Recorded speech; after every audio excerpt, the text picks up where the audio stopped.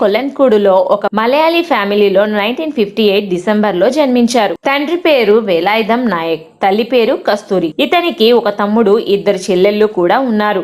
రఘువరన్ గారి నాన్నగారు ఒక టిఫిన్ షాప్ ని రన్ చేస్తూ ఫ్యామిలీని పోషించేవాడు.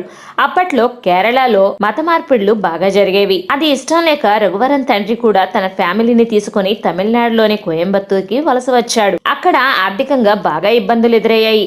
అక్కడ ఎవరైతే క్రిస్టియన్ మతానికి కన్వర్ట్ అవుతారో వారి పిల్లల ఎడ్యుకేషన్ తో పాటు కుటుంబానికి ఆర్థిక సహాయం కూడా చేసేవారు.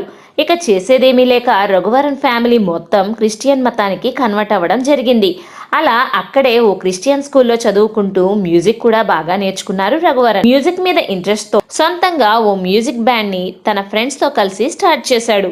తన టీచర్ సహాయంతో 10th పూర్తవగానే లండన్ లోని ట్రినిటీ మ్యూజియం కాలేజ్ లో కూడా జాయిన్ అయ్యారు. అక్కడ 2 years కోర్స్ ని పూర్తి చేసి మ్యూజిక్ డైరెక్టర్ అవ్వాలి